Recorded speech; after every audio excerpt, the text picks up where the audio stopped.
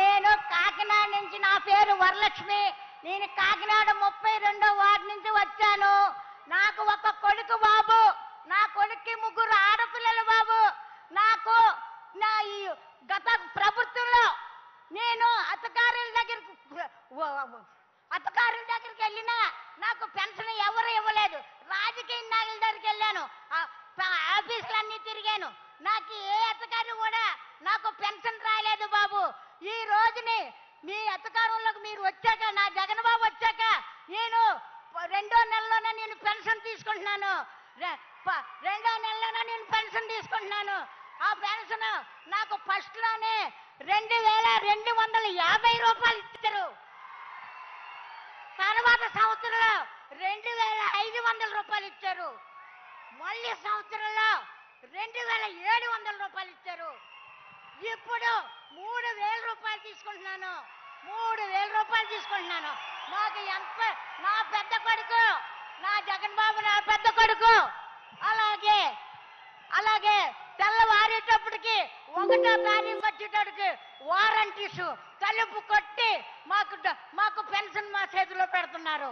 అలాగే కాదు బాబు, నువ్వు ఇది వరకు బాబు మమ్మల్ని లైన్లో పెన్షన్ తీసుకునే వాళ్ళకి లైన్లో ఉండి, ఎండలో ఉండి, మొక్కలు తిరిగిపోయినా ఎవరో పట్టించుకునేవారు కాదు. అలాగే ఎప్పుడు ఇస్తారో కూడా తెలిసేది కాదు పెన్షన్. ఇవాళ రేపని వాయిదాలేసి ముసలి వాళ్ళని మడక వాళ్ళని తిప్పేవారు. ఈ రోజున బాబు 1వ తారీఖు వచ్చేటప్పటికి మా పెన్షన్ మా చేతిలో పెడుతున్నారు. ఇంకా మాకు ఏం కావాలి బాబు? మాకేం కావాలి? మా అందరం ఎంతో సంతోషంగా ఉన్నాం. జగన్ బాబు ఎప్పుడు మీరు ఇలాగే ఉండాలి. జగన్ బాబు ఈ రోజునే మీరు పాదయాత్ర చేసినప్పుడు మాలాంటి వృద్ధుల్ని చూడగానే ఆగిపోయి మమ్మల్ని మా ఊగచామాలు తెలుసుకొని, అమ్మ నేనున్నానని మాకు మాట ఇచ్చారు. మాట ప్రకారంగా మీరు నిలబెట్టుకొని మీరు ప్రతిదీ కూడా మాకు అందించారు. ఈ రోజునే నా పిల్లలు చదువుకుంటున్నారంటే నా పిల్లలు విద్యాదేవుని వసదేవుని నా పిల్లలకి అందిస్తున్నారు. నా పిల్లలు చక్కగా చదువుకుంటున్నారు బాబు. అలాగే ముసలోళ్ళు ఉంటే ఇల్లు ఇవ్వనివ్వరు. ఈ ముసలోళ్ళు ఉంటే ఇల్లు ఇవ్వనివ్వరు. అయితే నా జగన్ బాబు వచ్చాక మాకు ఇల్లు స్థలం ఇచ్చారు. ఈ రోజున మేము ఇల్లు కట్టుకుంటున్నాం. ఈ రోజుని మేము ఇంట్లోకి వెళ్ళబోతున్నాం.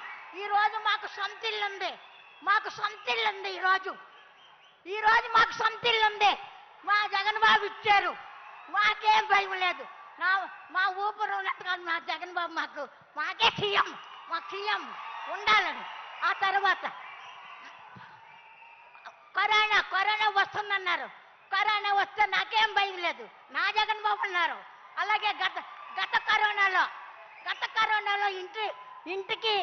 ఇంట్లోంచి బయటకు రాలేని పరిస్థితి. ఆ పరిస్థితిలో మాకు సరుకులు పంపించి, బియ్యం పంపించి, మందులు పంపించి, మాకు వ్యాక్సిన్ రాకుండా వ్యాక్సిన్ వేయించి మమ్మల్ని ఎంతగానో ఆదుకున్నారు. ఎవరో మమ్మల్ని ఏ ప్రభుత్వం మమ్మల్ని ఆదుకోలేదు. ఈ రోజుని ఏ ప్రభుత్వం ఆదుకోలేదు. ఈ రోజునే ఆరోగ్యశ్రీ, ఆరోగ్యం బాగోకపోతే హాస్పిటల్లో వైద్యం చేసుకోండి 25 లక్షల రూపాయలు మాకు చెక్ ఇచ్చారు. ఇంకేం కావాలా బాబు? జగన్ బాబు మాకు ఏం కావాలా మాకు?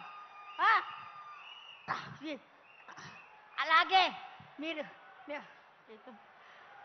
అలాగే బాబు అలాగే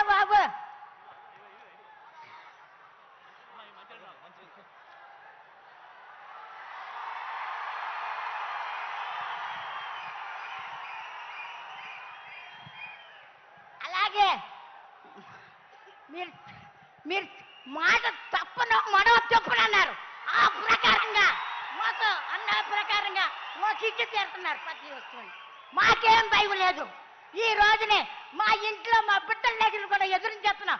మా పెద్ద కొడుకు మాకు పెన్షన్ 3000 రూపాయలు ఇస్తున్నారు. 3000 మీతో మాకు పని లేదని చెప్తున్నాను. అలాగే నాలాంటి ముసలి వాళ్ళు ఎంతో మంది ఉన్నారు. లెక్కలు చెప్పడం నాకు రాదు కానీ ఎంతో మంది ఉన్నారు. వాళ్ళందరినీ మమ్మల్ని ఆదుకుంటున్నాడు నా పెద్ద కొడుకు జగన్ బాబు. నా పెద్ద కొడుకు ఆదుకుంటున్నారు. ఈ రోజున మాకే లోటు లేదు. మీ ఎవరికి జరగవలసిన పని లేదు. నా బాబాయ్ ఎప్పటికీ సీఎంగా ఉండాలి. నాకు ఓపిక తెచ్చుకొని ఊపిరి నిలుపుకొని నేను జగన్ బాబుకే నా ఓటేసి నేను గెలిపించుకుంటాను. అలాగే మన రాష్ట్ర వాళ్ళందరూ కూడా జగన్ బాబుని గెలిపించమని. జై జగన్ జై. ధన్యవాదాలండి.